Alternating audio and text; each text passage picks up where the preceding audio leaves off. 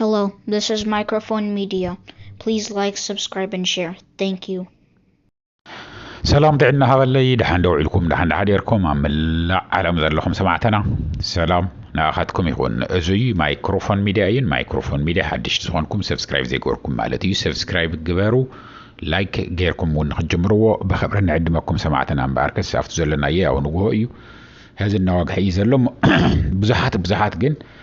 بزح سلكي بزح مساج قديفكم الليبي مايكروفون ميديا درونات دبديبني بحالالو انت ايوه سمع عندكم كاها ريبورت زي تقولوا انت وين كاها قال لما لناولكم بتعمي زين تبلت له قلنا تمارر خي مسلكم سمعتي ابرشيت يزغورو بتعم زبويو تنقرونا نسخاتكم تنقرونا تحققنا ترباقيسكم تزكايد زلو لسان كنكونكم ازي جبورنا عليكم من عين ريبورت نقورن بر نحنا كون فتره بلنا نزارو ነገር ይብልናል ወይ ከዓማ አው ኩሉ ቦታ ክንከውን ይነኸል ስለዚህ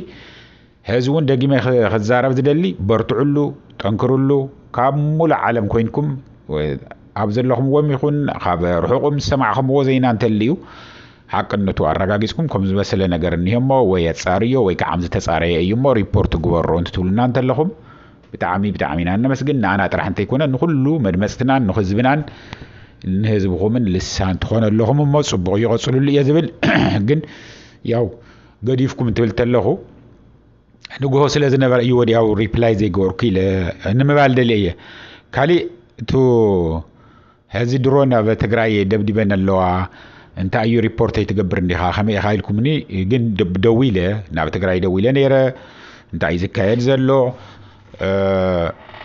زولنا الله كنا نسمعكم هنا سلستجن وانا وزخنا زينات الله بزعبات درون مدبدا ميخون ناي درون مكلا خالد يلنيو انت خوينن يند درون دبديفنس بحال الله ويدرون مكلا خالد تقرايتي ايا دولكم نان قال ملنا لكم وتصحفونكم بزعب قرتي كل سمعتي كن متاوي كن منافتو وانا ام نجر متاوي صار درون دلو واي ولكم وان بزح صورات اتيا تግራይ ደይ በሃለ የለን በተፈላለየ ስለዚህ ንማዕዝዳ ይኸውን ዘይጥቆምሉ እንታ እዮም ኮይኖም ዳ ተንድሮናት ወቂዖም ዘይወርዱወን ገለመለ ኢልኩም ብጽሐፍኩም ብዙሓት ስለዘለኹም እዩ ቢቮይስም ዝገደፍኩም ለይ ስለዘለኹም እንመን ምዃንኩም ትፈልጥዎ ይኹም ገለ ዝልኩም ጽሒፍኩም ለይ ወይ ከዓም ዚ መሰጅ ገዲፍኩም ለይ አይብልን ኢልና ወነ ይፈልጥን ግን ጸረ ድሮን እኮ ሰማዕታይ ሙሉእ ትግራይ ጸረ ድሮን ክህልዎ ይኽእልን እንኳን ንሕና ራሻ እንኳን ትሰልጠነ ማዓዲ ባዕላ ብመዓልቲ ብሽሓት ዝቁፀራ ድሮንን ጸረ ድሮንን ተፍሪ ወይ ከዓመ ዩክሬን ህዝብ ዝለዓለ ኾነት ተፍሪ ዘላ ድሮንን ጸረ ድሮንን እዩ ኩሉ ቦታ ግን ክትሽፍነ ይትኽእልን ኩሉ ቦታ ክትሽፍነ ይትኽእልን ትግራይ ሰፊሕ ቦታ እዩ ስለዚ ጸረ ድሮን እንተሃሊ እኳ ህዝና ኣብነት መቐለ ብጸረ ድሮን ክከላኸሉ ይኽእሉ ወይ ዓብይ አኺባ ገለመለን ትግበር እንተሎ ወይ ዝኾነ ዓድላይ ዝኾነ ብዙሕ ሰራዊት ዝነብረሉ ሓደ ነገር እንድሕር ኮይኑ ጸረ ድሮን ገይሮም ክከላኸሉ ይኽእሉ እዮም ሰዓቶም ሒዞም ከይዶም ተዘይ ኮይኑ ግን ሱልካ ከም ጽላል ካብ ህዝ ጽላል አለን እንድሕር ኢለ ኣነ ተዛሪበ ቅርታ خنا أسودل يكونكن ታጽላል ንኣያ ተጽልለን ካብ ፀሓይም ይኹን እንካብ ማይ ዝወቅዕ ማይም ይኹን ንኣያ ክትከላኸለይ ትኽእል እምበር ንኹሉ ጎረባብተይ ወይ ከዓ ንኹሎም ደቀይን ቤተሰበይን ክተጽልል እያ ማለት ኣይኮነን ከምኡ ማለት እዩ ድሮን እውን ማለት ጸረ ድሮን እውን ዋላ ድሮን እውን እንተኾነ አው ኩሉሲ ድሮን ጸረ ድሮን ክትተክለይ ትኽእልን ጸረ ሚግ ጸረ ሄሊኮፕተር ክትተክለይ ትኽእልን ስትራቴጂክ ዝኾነ ቦታታት ኢኻ እንትተኽሎ ስለዚ ንዙ እዩ ወይዕም ዘይወርዱ እምበር ሓሰት ኮይኑ ኣይኮነን ትግራይ ሄዚ ቅድመ ሄዚ ነይሩዋ ዘይፈልጥ ብዙሕ ኣጽዋር ኣለዋ እዩ እዚ ፍሬጥሬት ክነግረኩም በቃ ግልጽ ዝኾነ ክነግረኩም በበይ መጽዩ መንየ ይውና እንታይ ከዳሞ እንታይ እዮም ተዓዲጉ ገለመለ እሱ ንታሪኽ ነቐምጦ ንሕና ሓንቲ ነገር ይንዛረብን ዋና ነገር ግን ኣብ ትግራይ ግን ንሕና ጥራሕ እንተይኮነ ነጸላእትና እውን ይዛረቡ ኣለዉ በዓልቶም ንጻርቃን ኮ ይዛረቡ ኣለዉ በዓልቶም ኩሎም ቶም ባንዳታት አዲስ አበባ ዝንሄው ነቶም ሰብ ስልጣን ናይ ብልጽግና ኮ ይዛረቡ ኣለዉ ናብ ትግራይ ብዙሕ ነገር ኣቱ እዩ ብዙሕ ነገር ተዓጢቃ እያ ትግራይ ይብሉ ኣለዉ እዚ ካብልኩ ካፍቱ ነዘን ሰለስተ ዓበይቲ ዝበልኩኹም ዜናታት ቅድሚ ምእታወይ እዚ እንካበልኩ ናኡ ክወስደኩም ሰማዕተይ ድሮን ደብዲባ ኣላ ተባሂሉ ሓቂ ድዩ እንታይ እዩ ከመ እዩ ዝተጽ ንገረና ዝወልኩምኒ እወሎም ማዓንቲ ድሮን ደብዲባ እያ ኣብ እያ ደብሊባ ናይ ውልቀ መላኺ ስርዓት ብልጽግና ኣብ ወረዳ 70 እንደርታ መሰልጠነ ሓረስቶት እዚ ጦር ካምፕ ይኮነን ወታደራዊ መሰልጠነ ይኮነን ግን ናይ ሓረስቶት መሰልጠን እዩ ሎሚ ደብዳብ ከም ዝፈጸመት መምሕዳር ዞባ ደቡብ መብራቕ ኣፍሊጦሎ ሰሚዕኹም ንሰማዕተይ ኣብ 70 እንደርታ ኣብ እንደርታ ወረዳ ማለት እዩ መሰልጠነ ሓረስቶት ሎሚ ደብዳብ ተፈጺሙ ኣሎ እዚ ናይ ሓረስቶት መሰልጠን እዩ ሓደ ካልኣይ ዓብይ ኣሕመድ ኣብ ዝለዓለ መንቀራቕሮ ይኣትዩ ዘሎ ምስ ኩሉ ጎረባብቱ ብፍላይ ከዓመ ምስ ኤርትራ ምስ ሱዳን ምስ ግብፂ ዘሎ ትፈልጥዎ ኢኹም ግብፂ ተሪር ዝተባሃለ መጠንቀቕታ ኣቕሪባ ኣላ ንዓብይ ኣሕመድ ተሪር ዝኾነ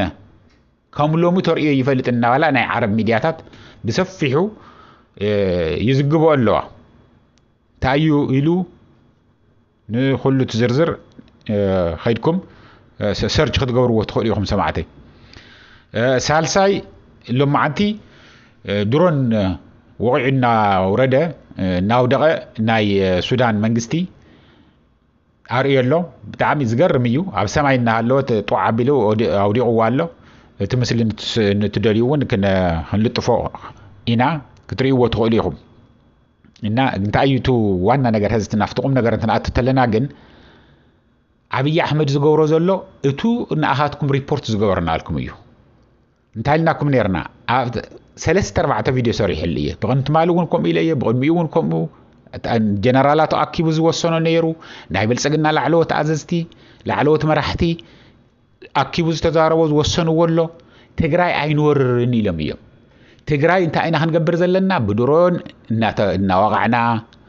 ብለያቡ ባንዳታት እናለኣኽና ቀንጸልቲ ጃሱሳት እናለኣኽና ትግራይ ክትርበሽ ብምግባር ኣጥሚኻ ሕሚምካ ህዝቢ ክማረር ዝኽፈል ከፊልካ ከዓመ ትግራይ ንምፍልላይ ክሰርሕ ኣለዎ እምበር ውጊ ኢልና ሰራዊት ከም ዘሎ ናይ ኢትዮጵያ መከላከያ ሰራዊት ከም ትቅድሚ ህዝቢ ዝገበሮ ናብ ትግራይ ከኣቱ ኣይንገብርን ኢና ምክንያቱም ሓደ 3-4 ነጥቢ ሂቦም ኣለዉ ሓደ ትግራይ ብሰፊሑ ተዓጢቃ እያ ዝኸም ትዝለኩም ዘለኹ እንድሕር መካናይዝድ ትህዝብ ዕጥቃኣቱ ዝኒሄ ዕጥቅኒሄ እዩ ኣብ ትግራይ ንብለኩም ዘለና ንምንታይ ዝጠቕመካ ድሮ ናብ ሓደ ቦታ ሓደ ጎቦ ኸይዳ ስለ ዝወቕዐት ወይ ኣብ ሓደ ጥዕና ጣብያ ስለ ዝወቕዐት ወይ ሓደ ኣኸኸይባ እንትግበር ተሎ ስለ ዝወቕዐት ንኸድሕነካ ኣይኮነን ድሮን ማለት ትፀሮ ድሮንም ይኹን ሚሳይላትም ይኹን ዝጠቕመካ ሜካናይዝድ ዝኾነ ታንክታት መዳፍዓት ብዙሕ መኻይን ጽዒኑ ጋዕገልጦሙ ሒዙ ናብ ትግራይ እንትኣቱ እንተሎ ብቱ ዘለካ ሚሳይል ብቱ ዘለካ ተተኳሲ ዚ ዝርዝር ክንኣተይ ንደልን ብኡ ጌርካ ትዕንወን ማለት እዩ ድኳዕኳዕ ተብለን ሰብ እንታይ ሞተካ መስዋዕትነት እንታይ ከፈልካ ደም እንታይ ፈሰሰ ኣካል እንታይ ጎደለ ወቂዕኻ ትብትነን ማለት እዩ ስለዚ እቲ ዕጥቂ ኣብ ትግራይ ኣትዩ ዝኒሆ ከም ኢትዮጵያ ዝመሰለ ጸላእንቲ ገጥመካ እንተሎ ትከላኸለሉ እዩ ኢትዮጵያ ብሰብ በዝሒ ብጋዕገልጠን በዝሒ ብዝተፈላለየ ብሚሳይልን ብድሮንን ብተፈላለየ ነገራትን ጌርካ ትዕንዎ ትኽእል ዓይነት ሰራዊት ዘለዎ እዩ ምክንያቱም ሂማን ዌቭ እዩ ዝጥቀም ሂማን ዌቭ ማለት እንታይ መስለኩም እዚ ባሕሪ ኣብ ሽርሽር ቦታ ዘለኹም ኣውሮጳ ኣሜሪካም ዘለኹም ትፈልጥዎ ኢኹም ዌቭ ማለት ባሕሪ ማዕበል ኪድ ይበሃል ሽሕ ዝኸውን ሰብ ናብ በሪሩ ይኣቱ ካብኡ ንሳቶም ይረግፉ ሓንቲ ድፋዕ ይስበር ካብኡ ድሓር ብድሕሪኦም ከዓመ ኸይዱ ይበሃል ዝሞተ መይቱ ድፋዓት ንስበር ዝበሃል ዝነበረ ናይ ቀደም ናይ ወርልድ ዋር 2 ዝጥቀሙሉ ዝነበሩ ሲስተም እዩ ብዙሕ ግዜ ከምኡ ጌርካ ህዝብካ ይትውድእን ኢኻ ህዝቢ ንዓብይ ኣሕመድ ግን ምንም መሲሉ ይስምዑን ዝሞተ ይሞት ዝረገፈ ይርገፍ ወድድኻ ይዝረግፍ ደቆዩ ኮይኑ ዝረግፉ ዓብይ ኣሕመድ ኣብ ሕጎ ኮይኑ እኮ ይህዚ ኣብዚ ኣብ ዋሽንግተን ኤሪያ ኣብ ቨርጂኒያ ዝበሃል ስቴት እያ ትነብር ጓሉ ዓብይ ገዛ ተገዚኡ ኢላ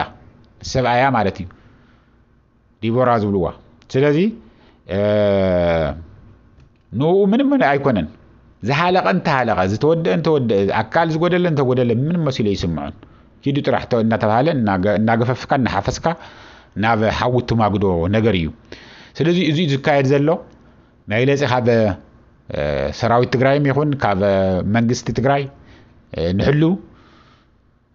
ወይስ ግብረ መልሲ ድዩ ክወሃቦ እንታይ እዮም ጽበዩ ዘለው ናብ ወዮ ብኩሉ አንፈት ክመጹ ድሉዋት ኢና ነናደ ይባሃል ይነበረን እዚው ናይና ሕቶ እዩ ዝኒሄ እዚ ብዙሕ ነገር ተነገረና ኣሎ ግን ይድንጎሎ ክሻዕ ማእዝዩ በቃ አብይ አህመድ ጾይል ሆይል ከም ዘይመጽእ ንዛረበለና ክሻዕ ማእዝዩ መንግስቲ ትግራይ ክጽበ ህዝብ ትግራይ ክጽበ አኪብካ ተአኪብካ ምን በልካ ዝፍታሕ ነገር የለን እዚአቶም ሓንተን ያታት ትርደኦም ከም ታብ ሸረሪና ዝተገበሩ ዋ ድኋዕ አቢልካ ወለንተ ተተሓዝ ኮዝ ኮፈሪሱ ኸይድ ነሪ መጹና በቃ በኩሉ አንፈት ውግ እንድሕራፍ ሓደ ወገታ ተኸፊቱ ከመጹና አይም በኩሉ አንፈት ኮየም ዝሉ ዘለው በኩሉ አንፈት መጽዮም ከጥፉና አይም ድኋዕ ከብሉና አይም ዝሉ ዘለው ስለዚህ ንሱ ተግባራው ኸውና ጸዋዕና ነህነዚ አውዚ አህልና ሰማዕተይ ኣብ መንገዲ የዝነኹ ግን ሓበሬታ እንተልዩ ትኩስ ዝኾነ ሓበሬታ እንተልዩ ወዲያው ከም ጸልኩም እየ እንተ ዘይኮይኑ ግን ኣብ መንገዲ ከም ትስለኩም ዘለኹ ናይ ክረምቲ ብዝናይ ዝዓዲ ናይ ዕረፍቲ ግዜ ናይ ቆልዑ ስለ ዝውዳእ ዘሎ ውጽኢና ኢና ዘለናሞ ናተኸታተልኩ ግን ናባኻትኩም ከብል እየ ክሻዕ ዝቕጽል ግዜ ሰላም ደሓን ዋዕል ደሓን ደሩ ቻው